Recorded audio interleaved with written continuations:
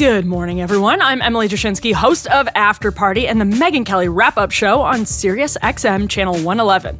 It's Thursday, December 11th, 2025, and this is your AM Update. Unfortunately, the SBA's 8A program has been a magnet for fraudsters since its inception. Another federal program under multiple investigations following accusations of rampant fraud and abuse.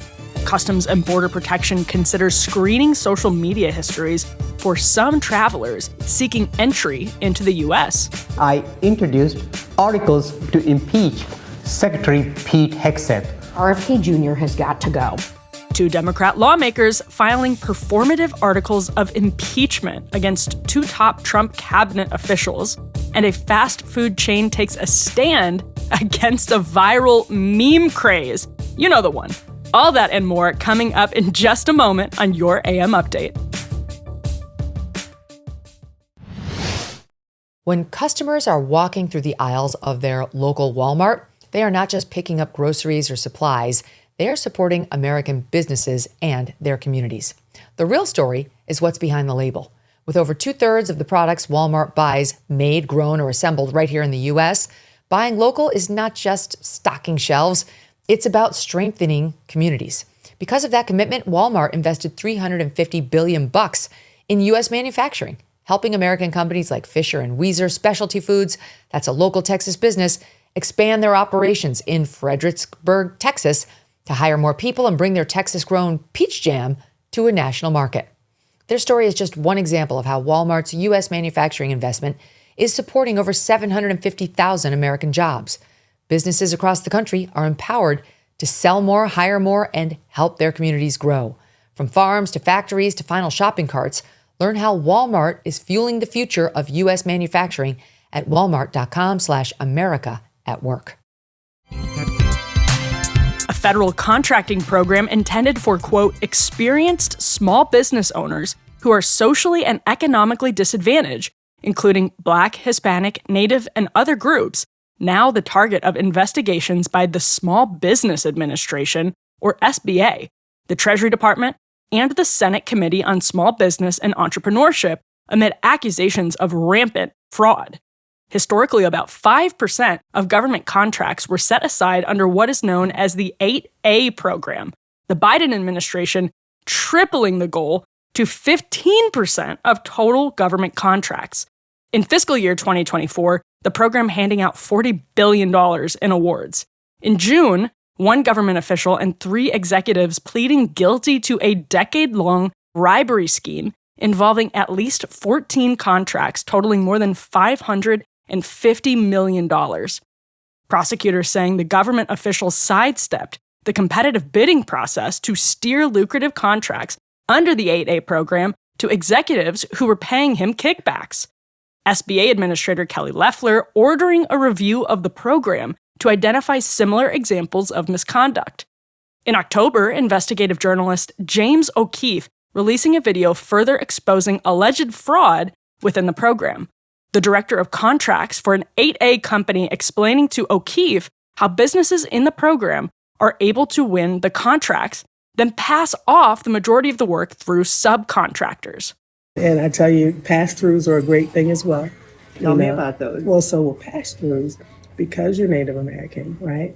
If you have, there's a big bid out and there's a company that wants to bid on it that's not Native American, all they do is partner with you. They use their people, you subcontract to them, right?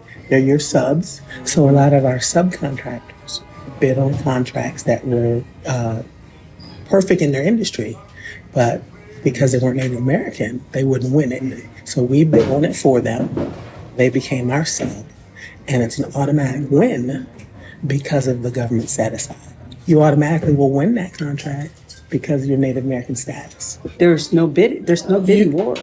The director telling O'Keefe their company completes about 20% of the work, passing off the remaining 80% to other contractors, in violation of rules regarding subcontracting. That company is now under investigation by the SBA. O'Keefe's reporting triggering an additional wave of investigations. The Treasury Department in November announcing its own probe into the program, covering about $9 billion worth of contracts. Senator Joni Ernst of Iowa, head of the Senate Committee on Small Business and Entrepreneurship, sending letters to 22 agency heads, including the Department of War, Interior, DOJ, and more, requesting that they pause 8A contracting and conduct internal reviews of those contracts within their agencies. Yesterday, Senator Ernst's committee holding a hearing on the matter. The senator outlining inherent issues that result from issuing contracts based on skin color rather than merit. Unfortunately, the SBA's 8A program has been a magnet for fraudsters since its inception. When 8A programs divert government contracts to businesses committing fraud, legitimate small businesses pay the price, losing jobs, revenue, and growth opportunities. Government contracting should be based on eligibility and merit, not skin color. I promise to make Washington squeal, and it is clear that this pig pen of a swamp needs a thorough mucking out. Democrats, led by Senator Ed Markey of Massachusetts, largely belittling the need for the hearing. Today's hearing is called Running Government Like a Small Business. Cut waste, crush fraud. A more accurate title, however, would be Running Government Like a Trump Family Business. Cutting deals with billionaires and crushing small businesses. As we're focusing on waste, fraud, and abuse, there's just so much of that rampant in this regime that I hardly know where to begin. The administration's most recent fixation? SBA's 8A program, which is a program that gives small, disadvantaged businesses training, technical assistance, and federal contracting opportunities for 9 years. Now, those businesses are principally Black and brown owned in our country. That's who they're focusing on. Investigative reporter Luke Rosiak, who has extensively covered fraud within the program, testifying that it no longer serves its original purpose. The program was created in 1978, mostly to help Black Americans start businesses since they'd been discriminated against by the government. But I don't believe any member of this committee would support the program if you see how it works a half-century later. At least 5% of all federal contracting dollars are diverted through set-asides. But these billions don't go to poor minorities in your states. They go to insiders in the suburbs of D.C., which are already the wealthiest counties in the country. Earlier this week, SBA Administrator Kelly Loeffler issuing letters requiring all 4,300 8A firms to submit financial records covering the last 3 years, as Senator Ernst has introduced legislation to halt all awards under the program until an audit is complete. The Trump administration is preparing to require foreign travelers from more than 36 countries to submit their last 5 years of social media history before being allowed into the U.S. U.S. Customs and Border Protection on Tuesday filing notice of the proposal in the Federal Register, the government's official public notice system. The proposal applying to visitors seeking electronic travel authorization, a visa waiver program for certain countries, to enter the U.S. for up to 90 days. The current guidelines requiring travelers from countries like Australia, France, Germany, Ireland, Qatar, Spain, and the UK to pay $40 and provide a home address, phone number, email address, and emergency contact. The proposal calling for a more thorough vetting, including all of the travelers' personal and business phone numbers from the last 5 years, email addresses from the last 10 years, plus names, birthdays, places of birth, and addresses of family members. The rule now subject to a 60-day public comments period where people can weigh in with questions, comments, and concerns before it can officially take effect. The new vetting procedure is set to take effect early next year in advance of the World Cup set to begin in June. 11 U.S. cities set to host matches, with Reuters reporting over 1 million tourists expected to travel to the States to watch the 5-week tournament.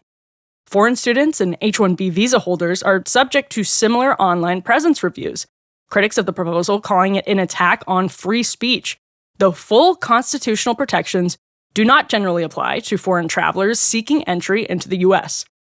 A CBP spokesperson telling AM Update, quote, "Nothing has changed on this front for those coming to the United States. This is not a final rule. It is simply the first step to starting a discussion to have new policy options to keep the American people safe. The department is constantly looking at how we vet those coming into the country, especially after the terrorist attack in Washington, D.C. against our National Guard right before Thanksgiving." Coming up, articles of impeachment filed against 2 cabinet officials this week. Will they go anywhere? And one fast food chain taking steps to protect itself from a viral meme craze. 6-7. As President Trump is settling into his new administration, one of the top Democrats in Congress aiming to undermine the Trump agenda is Senator Dick Durbin. And according to our sponsor, the Electronic Payments Coalition, Senator Durbin has a new scheme, a government takeover of your credit card. Today, Americans have thousands of choices in credit cards, but they say Senator Durbin's plan will result in less competition and less security. And that means more risk for your credit and identity. Learn more at guardyourcard.com and consider telling your senators to stop Dick Durbin's government takeover of your credit card before it's too late. 2 Trump cabinet officials now the subjects of newly filed articles of impeachment. 2 Democrat lawmakers filing separate articles this week. Congressman Sri Tanadar of Michigan on Tuesday seeking to oust Secretary of War Pete Hegseth. I introduced articles to impeach Secretary Pete Hegseth for murder and conspiracy to murder and reckless and unlawful mishandling of classified information. Since day one, Secretary Hegseth has disgraced that once proud office that he holds, from issuing orders to kill everybody on board a small boat with no evidence of any wrongdoing, to launching a follow-up strike to finish off survivors who barely clinging onto their life. He also put the lives of our own troops in danger by leaking classified war plans in an unauthorized Signal group chat, which included a random journalist with no role anywhere in the administration. The second strike on a suspected drug vessel in September becoming a media controversy since the Washington Post reported that Secretary Hegseth allegedly ordered the military to, quote, kill everybody on board. The Post noting the directive could have constituted an illegal order, prompting inquiries in the House and Senate.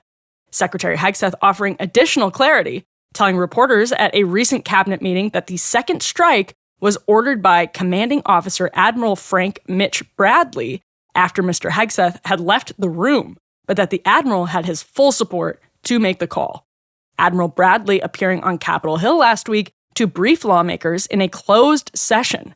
Days later, NBC News exclusively reporting that Bradley told members of Congress the 11 people on the boat were on a list of narco-terrorists whom U.S. officials had determined could legally be targeted. Bradley reportedly telling lawmakers the 2 survivors managed to climb back onto the boat and did not appear injured, nor did they appear to surrender. The military spotting a larger vessel nearby, concluding it was set to link up with the initial target. On Monday, President Trump touting to Politico the success of the sea strike operations, which have to date sunken at least 20 vessels, killing dozens. Have you watched the video? We're stopping. I watch everything, I watch everything. I see a lot of things. And do you believe that that second strike was necessary? Well, it looked like they were trying to turn back over the boat, but I don't get involved in that. That's up to them. The admiral that did that is a highly respected, as you know, a highly respected man. And we save 25,000 people every time we knock out a boat. On average, they kill 25,000 Americans.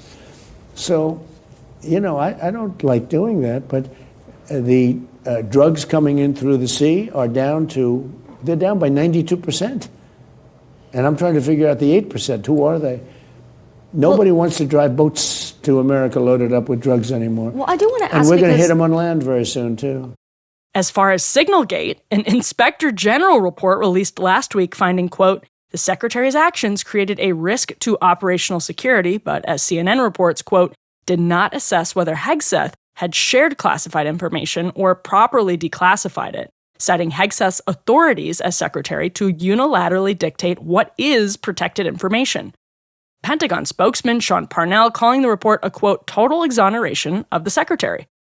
And in another political stunt, yesterday, Congresswoman Haley Stevens, also of Michigan, introducing articles of impeachment against HHS Secretary Robert F. Kennedy Jr. RFK Jr. has got to go. Today, I introduced articles of impeachment to remove him from office. RFK Jr. has turned his back on science, on public health, and on the American people. I cannot and I will not stand by while one man dismantles decades of medical progress. Enough is enough, and that is why I'm pushing to impeach RFK Jr. The impeachment resolution accusing Secretary Kennedy of abusing his authority and undermining of the public health. The 13-page document laying out a list of grievances, including eliminating research programs, canceling grants, and firing all members of the Advisory Committee on Immunization Practices, which sets vaccine policy. Congresswoman Stevens, currently seeking a Senate seat, telling the New York Times this impeachment bid is no political stunt, quote, "I am not one for political theater. I am standing up for the health and safety of the people I represent."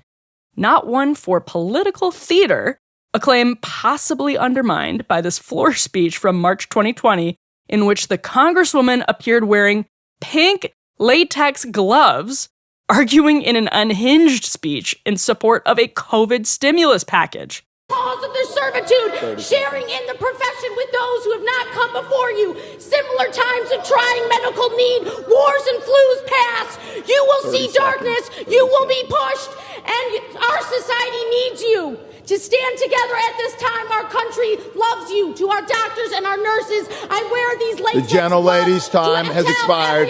The gentleman from Maryland is reserved. HHS spokesperson Andrew Nixon telling The Hill on Wednesday, quote, "Secretary Kennedy remains focused on improving Americans' health and lowering costs, not on partisan theatrics designed to elevate standing in a failing third-rate Senate bid. Neither one of these efforts are expected to go anywhere as they lack support from Democrat leadership, and Republicans control the House." Trigger warning. If you have children listening, this next story could cause an outburst.